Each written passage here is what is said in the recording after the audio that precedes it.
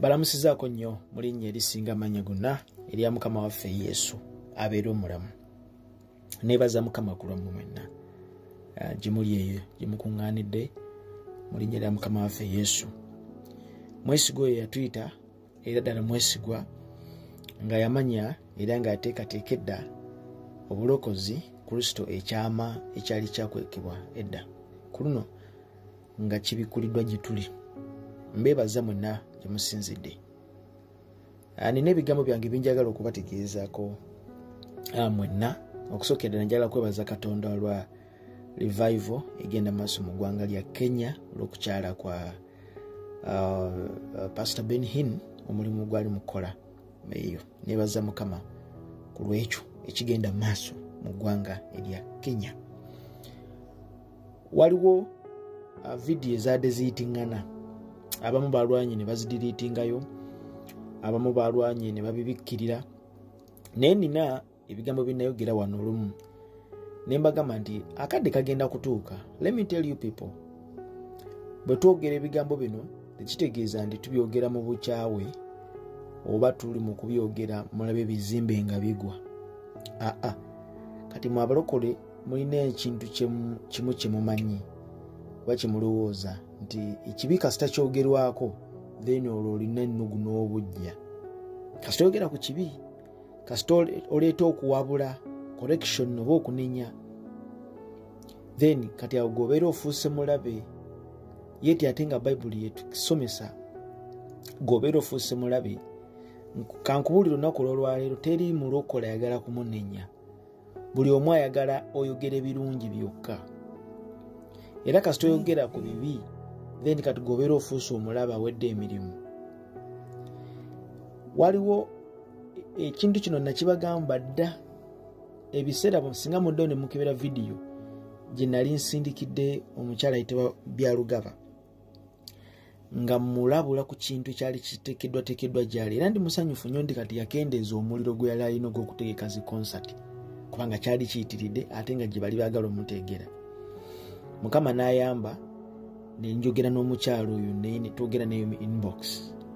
N'ategeera nti babadde bantutte. Nakakkana n'ategeera kyalina okukola. Oyo gwe bayita omuweereza. Naye omuweereza asigalira mu malala waggulu.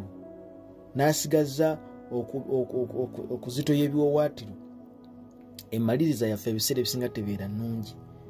Obulokozi buno olugendo lwe tulimu okutandika si y'ensonga naye okumaliriza.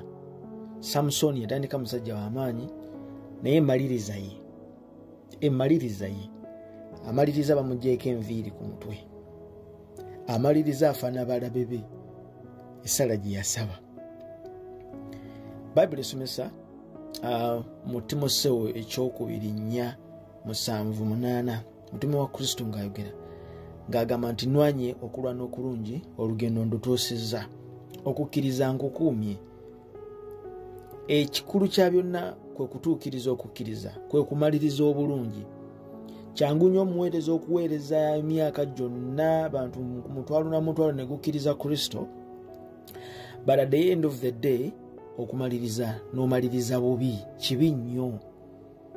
Mutume wa Kristo ayogera mu Timoseewo ekyokubiri 4:8 nti ekisigaddeyo enterekeddwa engule ey'obutuukirivu. Mukama waffe gy'ali mpeera ku lunaku luli. Mukama waffe yeebazibwe nnyo. Nwanye okulwana okulungi olugendo ndutuusiza okukkiriza nkukuumye. Emaliriza yaffe. Right now bwe twogera ku nsonga ezigenda maaso mu Mutundwe, bangi bw'ogenda mu comments n'osoma comments n'owuliriza n'amaloboozi agali ku ground, ddala bano bannakajoyininga Mutundwe abo, owulira obusaggwa obuva mu kamwa kaabwe n'oweebuuza n'ogamba bano balokole si balokole. Abantu bali babiri wano mu ggwanga Uganda, gwe kasita oyogera ku linnya lyabwe n'oyogera ku kintu tutereezeemu wano owedde. Bw'otabeera musajja ne toilet ekulema okugendayo. Asooka principal Bob Wine. Gwe yogera ku Bob Wine ng'olaga gwe gamba bugambe nti Bob Wine si president wa Uganda. Gwe yogera bugezi nti Bob Wine si president wa Uganda. Bw'otaba musajja oyinza okulemererwa okunywa amazzi. Gwe vaayo buvigamba nti Mutundwe wano tutereezeemu.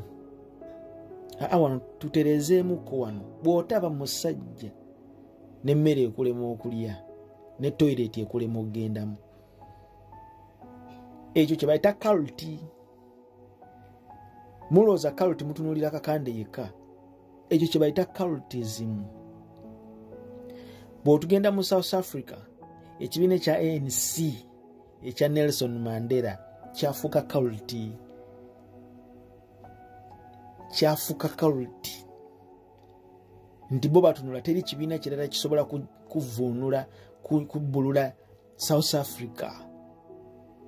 Ndolo mukulembeze yenazze oba jidde mu ANC n'enkasita abeera nga jidde mu kibiina kya Mandela ne waba talina kyakoze kubanga bo bali ANC yayingira mu musaayi.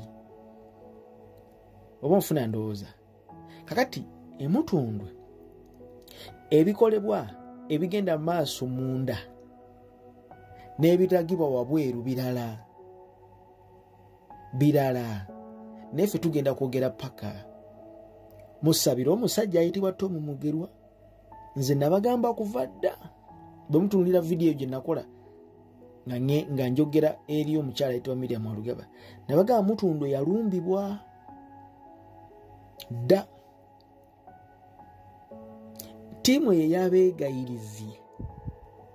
Waliwo omusajja ali awo sigenda mwogera linnya lye mumumanyi, yasala ati akaviiri bw'ati kakisusu kalinga kakisusususu. Ntera omulabe wa Kansanga abeerawo nnyo ku byoto. Mutundwe ababuulizi abalala bali awo besigenda kutambaala ssaawa zino. Naye ekibuuzo kyange kyebuuzibwa, bayitawa Mutundwe ewali abasabi nnyo abeegayiriza ennyo, Musumba Tom Mugerwa, abantu abo bakuyitawa. Ebintu ebyo bigenda mu maaso, embaga ezikolebwa mu kyama. Juzi nabadde ndaba akatambi ku vidiyo, Bukedde TV yalaga amawulire ago. Omusumba yaleka mukyala we n'agenda n'awasa omukazi omulala. Musumba era wa Mutundwe awo. Omukyala ne yeekalakaasa n'ajjayo certificate za marriage. Abasumba ne beebwalabwala. Ebintu bino bingi nnyo biri mu ndomo mu Mutundwe bikolebwa. Naye ng'embaga ezo zitegekebwa wabweru. Weewaawo ng'ate munda maazi abeera abimanyi. Oyo maazi nsingo biseera abimanyi bulungi. Naye kubanga nti bo baagala basigaze erinnya lya Mutundwe, embaga ezo tezigenda kukolebwa munda mu Mutundwe. Zikolebwa wabweru wa Mutundwe. Oba nfuna ndowooza. Naye nabategeeza era mbabuulira ebigambo bino nga ndi wano. Mukyuse enkola eyo, otherwise mugenda kumenya emitima gy'abantu bangi. Olunaku erunakyalumu Mukama n'abikula akasolya k'ennyumba eyo. Maaza gwe kati gwe wanyweza bunyweza basajja b'abantu kubanywereza mu ngalo zo butabata.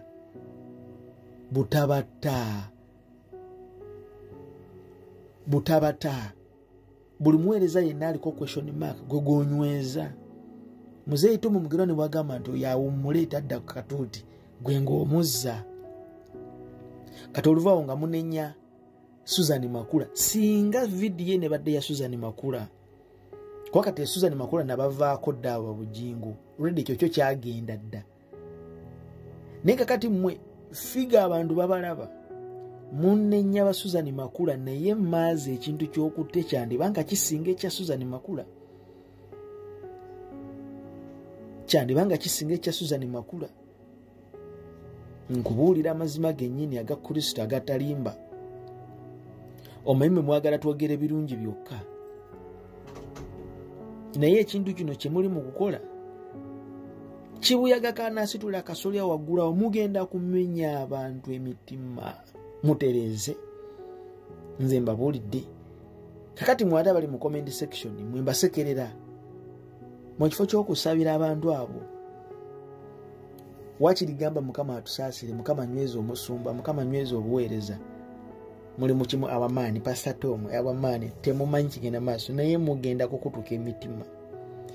Mukama bankumire mweraba.